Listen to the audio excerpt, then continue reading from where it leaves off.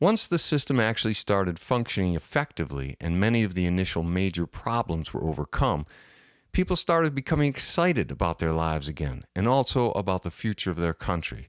This general realization only increased the national desire to push forward with this social evolution. During the transitional period, as the momentum increased, the population was willing to work harder and longer. Later, a historical analyst writes, quote, "This was not because it was required, but because they chose to. People were caught up in the idealism of it all. They wanted to participate. They wanted to be part of it." End quote. One of these pioneers noted, quote, "Human beings enjoy using their abilities. Working hard at something is generally not an unpleasant experience. On the contrary, it's usually fulfilling, uplifting, and invigorating. However, having to work hard at something we care little about or dislike, or that has little relevance in our lives, that is what drains us and our energy, along with our zest for life." End quote. The masses had begun again to find a zest for life.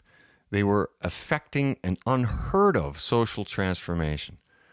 Early on, the country experienced a mass exodus of those against the change. This reduced the number of detractors in the country, but also the amount of manpower available for the workforce. However, workforce numbers were augmented with those who had been in careers which became obsolete, such as banking employees, stockbrokers, financial planners, athletes, entertainers, insurance brokers, lawyers, and accountants. It was noted at this time by a citizen, quote, "Participation in this new workforce was voluntary, and it's fair to say that not everyone chose to participate.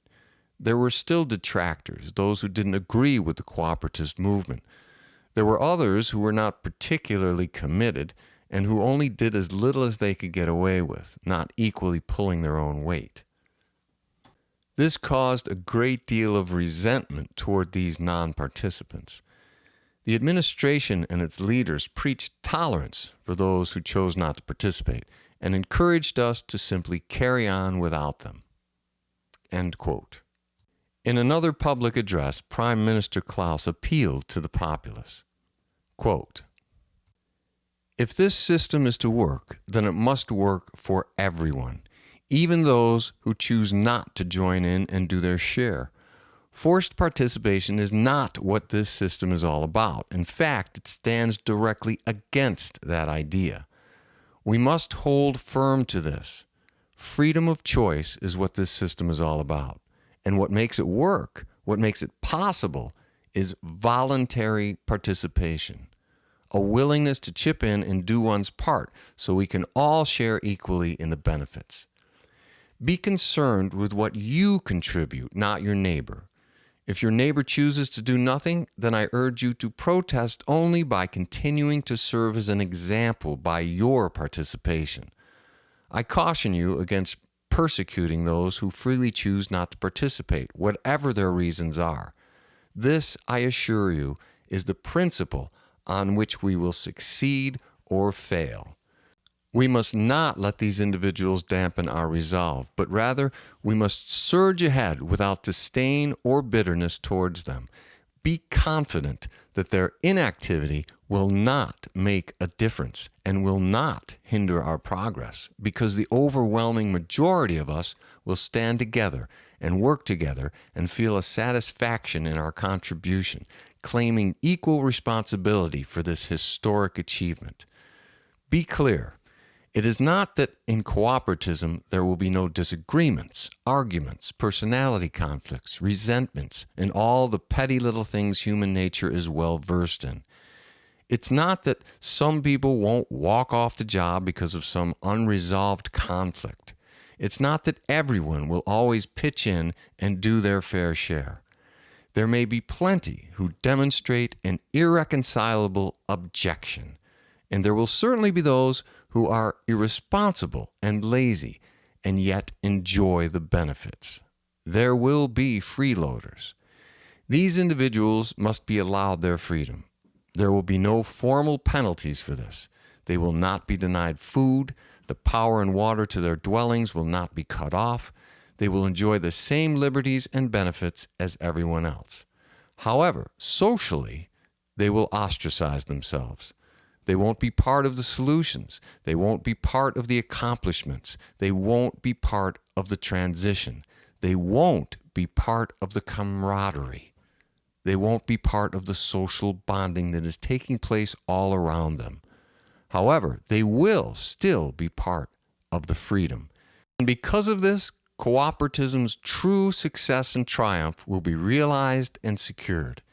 It will truly be a society where an individual's freedom is guaranteed without dependence on his or her beliefs or non-destructive actions or inactions. Many of these non-participants, I believe, after a time, will let go of their grievances or pride or laziness and simply walk back into the workforce. The door will always be open.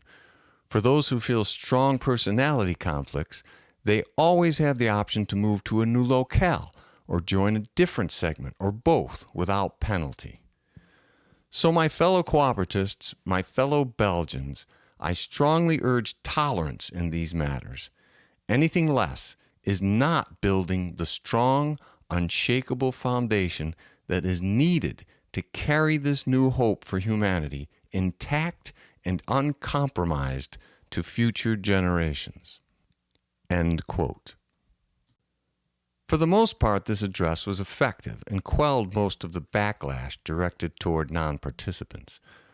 A more structured and efficient organization of the workforce, a better knowledge of the number of eligible workers available, and a clear blueprint of what work there was to be done streamlined the workforce hours, accomplishing more with less manpower. Once the system and workforce were established, those falling into certain age groups could immediately retire. Someone in their early 50s writes this, quote, "All of a sudden, my wife and I were retired. Under the old system, it would have been years later, if ever. All of a sudden, I was free, entirely free. No bills, no taxes, no worries. I could go get groceries at the FDCs just like everyone else could. I had a residence with electricity and hot and cold running water. I could get any household items I needed from the appropriate distribution centers. I had free access to public transportation as well as the use of personal vehicle from a wide selection of those available that were maintained by the transportation segment. I immediately got involved with some clubs and even started a few of my own. And then I even started volunteering back into the workforce. I wanted to be part of it all. I wanted to feel like I was contributing. It gave me purpose.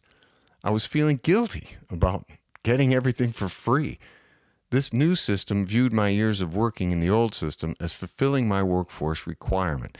And that's great and fair, I guess. I'm not complaining, but I just wanted to pitch in and do something because it was so exciting.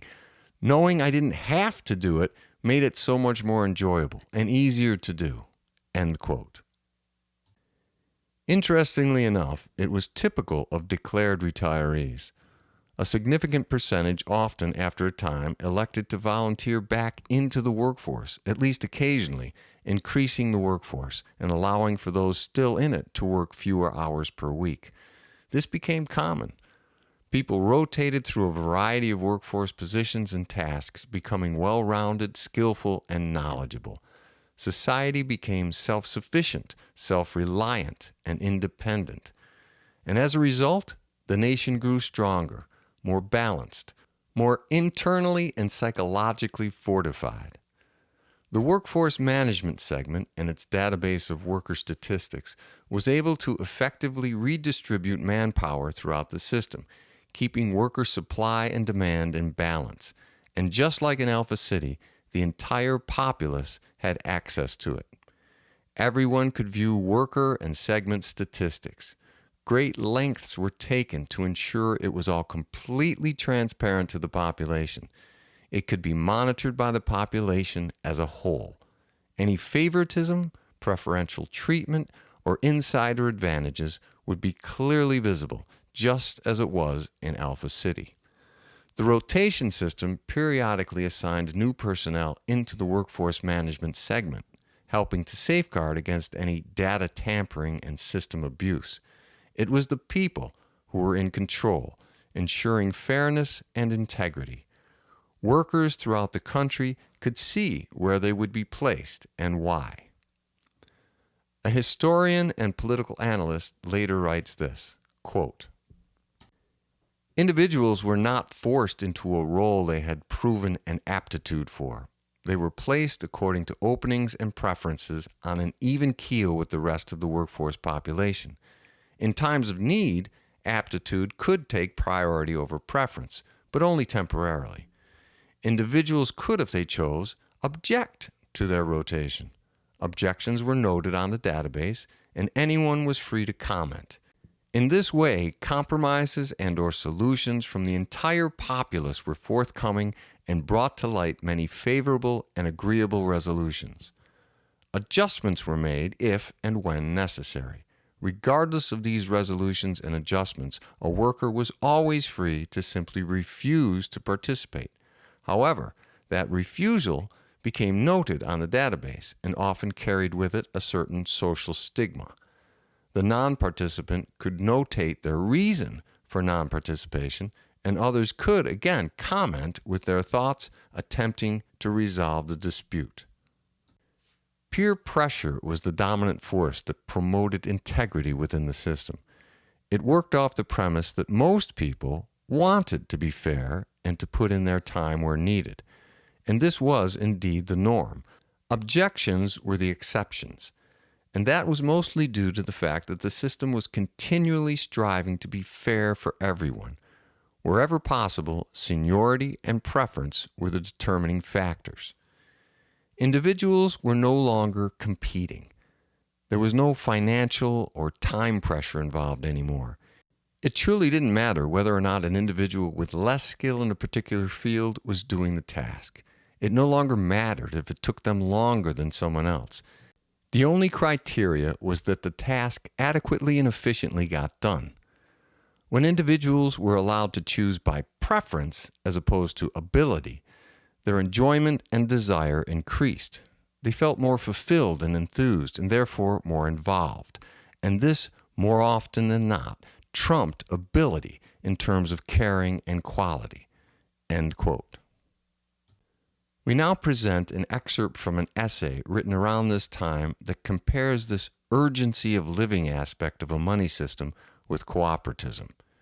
Quote, "In a money system, there is always a rush, a deadline, a schedule. Workers need to work overtime, putting in extra hours so that tasks can be completed on time or ahead of the competition. Life becomes hectic and rushed. We push and push and push, and we get pushed and pushed and pushed. People are in such a hurry all the time. Everything is so important. Why? Because in a money system, we have to stay ahead of the competition, business competition, competition with our neighbors, our friends, our peers. We need to grab every opportunity to get ahead. In not doing so, we fear we will be left behind. We will not be able to afford this or that, or do this or that, or go here or there. We need to make sure that we get our fair slice of the pie, and as big a slice as we can. This competition causes us to throw away much of our lives, working, rushing, hurrying, getting, and staying ahead. Ironically, we do all of this so we don't have to rush anymore. If we can rush and hurry enough, we can hopefully acquire and surround ourselves with enough assets so that we can get out of the rat race, jump off of the hamster wheel. And this continual rushing is rushing against ourselves, each other. It's something that doesn't have to be. We're chasing something that ultimately doesn't make us happy, something that doesn't ultimately give us fulfilling lives. We have turned these deadlines and schedules into what we know as life." End quote. This was the kind of writing that caused people in the outside world to pause and question their continued loyalty to the money system. In Belgium, Living close to your workforce detail was encouraged. The transportation segment ensured that the public transportation was fast, efficient, clean, and convenient, and it was clearly the preferred mode of transportation for Belgians. It was almost exclusively electrically powered, which, thanks to Cohen Martens and a huge effort to convert to renewable energy sources, electric power was becoming virtually unlimited and free. Fleets of personal vehicles were also maintained and made for various personal uses. Automobiles, trucks, vans, SUVs, motorcycles could be signed out and utilized by citizens. When practical, most of these were being produced as electrically powered. This was seen by the general populace as advantageous in order to reduce the country's dependence on fossil fuels. The public was encouraged to use these personal vehicles only when needed, because public transportation was seen as far more efficient on a grand scale, and it was far easier for the transportation segment to maintain.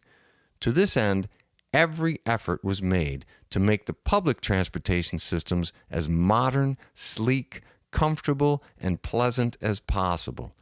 Since cost was no longer a factor, this was able to be accomplished on such a grand scale that the end result was no less than magnificent. In comparison to what people were used to with regard to mass transit, Belgium's public transportation system became the envy of the world. This was one example of how an aspect of modern life was reinvented on a grand nationwide scale. Even more ambitious undertakings were planned. From infrastructure to transportation, from agriculture to industry, the country would be rebuilt, and its success would not depend on money.